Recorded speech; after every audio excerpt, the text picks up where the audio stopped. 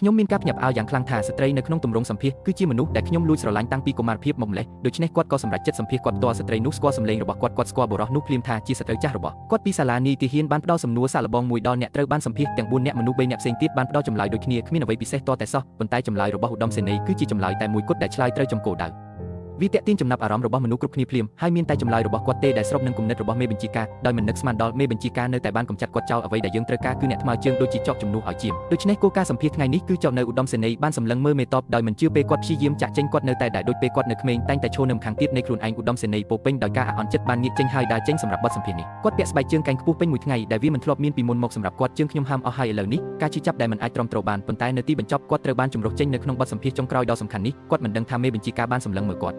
់ដោយស្ងៀមស្ងាត់ពីក្រោយខ្នងតាំងពីយូរយារណាស់មកហើយសម្លឹងមើលការដើរដ៏យឺតយ៉ាវរបស់គាត់នៅទីបំផុតមេតបមិនអាចទប់ទល់បានហើយក៏ដេញតាមពួកគេកាបូបតូចឧត្តមសេនីយ៍មិនបាននូវចំណងជើងដែលធ្លាប់ស្គាល់ប៉ុន្តែគួរឲ្យភ្ញាក់ផ្អើលនោះយូរពេកហើយដោយមិននឹកស្មានដល់នៅពេលដែលអ្នកទាំងពីរបានជួបគ្នាម្ដងទៀតបន្ទាប់ពីច្រើនឆ្នាំពួកគេនៅតែខ្វែងគំនិតគ្នាមុនពេលដែលមេតបអាចនិយាយបានឧត្តមសេនីយ៍បានងាកចេញភ្លាមដោយមិនបានងាកក្រោយឡើយមូលហេតុដែលលោកឧត្តមសេនីយ៍ឯកត្រូវបានបណ្ដេញចេញពីតំណែងវាគឺដោយសារតែគាត់ដឹងថាស្ថានភាពរាងកាយរបស់ឧត្តមសេនីយ៍មិនស័ក្តិសមសម្រាប់បរិយាកាសការងារដែលមានការប្រកួតប្រជែងខ្ពស់នៃការដាក់ពង្រីកងទ័ពអាកាសនោះទេវាបង្ហាញថាត្រឡប់ទៅសាលារៀនវិញសេនាប្រមុខដឹងថាឧត្តមសេនីយ៍រូបនេះបានរងទុក្ខដោយអាឡែស៊ីធ្ងន់ធ្ងរចំពោះទឹកភ្នែកខ្ញុំមានប្រតិកម្មអាឡែស៊ីនឹងការឆ្លងមេរោគបាក់តេរីរាល់ពេលដែលខ្ញុំយំក្នុងករណីធ្ងន់ធ្ងរវាអាចគំរាមកំហែងដល់អាយុជីវិតទៀតផងនេះជាមូលហេតុពិតប្រាកដដែលធ្វើឲ្យមេតបបណ្ដេញគាត់ចេញបន្ទាប់មកមេបញ្ជាការបានណែនាំជំនួយការរបស់គាត់ឲ្យប្រើប្រាស់ទំនាក់ទំនងរបស់គាត់ដើម្បីជួយឧត្តមសេនីយ៍ស្វែងរកការងារដែលងាយស្រួលជាងលោកបានបញ្ជាក់ថាដរាបណាក្រុមហ៊ុនមានឆន្ទៈជួលគាត់មានឆន្ទៈក្នុងការបម្រើការជាទីប្រឹក្សាវិនិយោគដោយឥតគិតថ្លៃរយៈពេល1ឆ្នាំវាជារឿងសំខាន់ដែលត្រូវដឹងថា Marshall គឺជាឥស្សរជនម្នាក់នៅកំពូលនៃពិភពវិនិយោគមនុស្សជាច្រើនចង់សុំរឿងនេះប៉ុន្តែមិនអាចទទួលបានវាពេលត្រឡប់មកផ្ទះវិញឧត្តមសេនីយ៍រូបនេះក៏ចាប់ផ្ដើមត្អូញត្អែទៅកាន់មិត្តល្អបំផុតរបស់នាងអំពីភាពមិនស្រួលផ្សេងរបស់មេបញ្ជាការភ្លាមនោះទូរស័ព្ទរបស់ខ្ញុំបានទទួលសំណើសុំធ្វើជាមិត្តភក្តិថា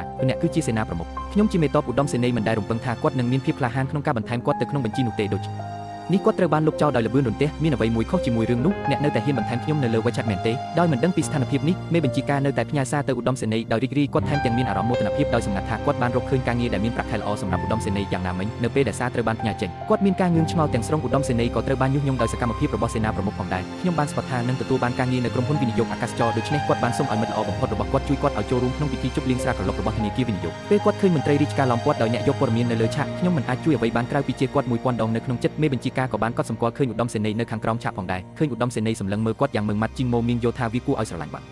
តិចអ្វីដែលបានកើតឡើងបន្ទាប់ធ្វើឲ្យពួកគេទាំងពីរនាក់និយាយមិនចេញភ្លាមនោះមិត្តល្អបំផុតរបស់ឧត្តមសេនីយ៍បានរើសកែវស្រាមួយកែវហើយខ្ចាត់ខ្ចាយទៅលើមេបញ្ជាការសកម្មភាពភ្លាមនេះស្ទើរតែធ្វើឲ្យឧត្តមសេនីយ៍ភ្ញាក់ផ្អើលមុនពេលដែលមេតបអាចប្រតិកម្មបានមិត្តល្អបំផុតរបស់ខ្ញុំបានបដូរទៅជារបៀបមហាក្សត្រីរឿងភាគភ្លាមហេតុអ្វីបានជា Marshall មិនឆ្លើយតបសារ WeChat របស់ខ្ញុំតើខ្ញុំជានរណា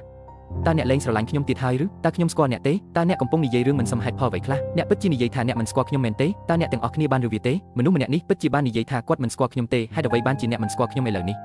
ះអ្នកធ្លាប់ហៅខ្ញុំថាសម្លាញ់តូចរបស់អ្នកកាលនៅក្មេងតូចគួរឲ្យស្រឡាញ់ម្ល៉េះហេតុអ្វីអ្នកមិនគ្រាន់តែនិយាយថាអ្នកមិនស្គាល់ខ្ញុំមេបញ្ជាការមានការងឿងឆ្ងល់ទាំងស្រុងចំពោះការវាយប្រហារភ្លាមនិងបំភ្លេចបំផ្លាញនេះប៉ុន្តែពេលគាត់ឃើញឧត្តមសេនីយ៍ដែលកំពុងអួតអាងឈរនៅម្ខាងខ្ញុំមានគំនិតល្អរួចទៅហើយអំពីអ្វីដែលកំពុងកើតឡើងដូច្នេះគាត់បានរកឃើញវិធីដ៏អស្ចារ្យមួយដើម្បីសងសឹកនារីវ័យក្មេងម្នាក់នេះអ្នកបាននិយាយថាខ្ញុំជាមិត្តប្រុសរបស់អ្នកមែនទេបន្ទាប់មកខ្ញុំនឹងសួរអ្នកថាខ្ញុំរស់នៅណាតើថ្ងៃកំណើតរបស់ខ្ញុំជាអ្វីតើលេខទូរស័ព្ទរបស់ខ្ញុំជាអ្វីតើអ្នកដឹងទេនីតិហ៊ានមិនត្រឹមតែលាតត្រដាងសកម្មភាពសៀករបស់មិត្តល្អបំផុតរបស់គាត់នៅនឹងកន្លែងនោះទេគាត់ថែមទាំងបានឆ្លៀតឱកាសអួតដោយចិត្តអ្នកថាមិត្តស្រីរបស់គាត់នៅទីនោះទៀតផងពេលដែលមនុស្សគ្រប់គ្នាពោពេញដោយការសង្ស័យខ្ញុំបានឃើញគាត់ដើរយឺតឆ្ពោះទៅរកទីដៅរបស់ឧត្តមសេនីយ៍មិត្តស្រីរបស់ខ្ញុំនៅទីនេះ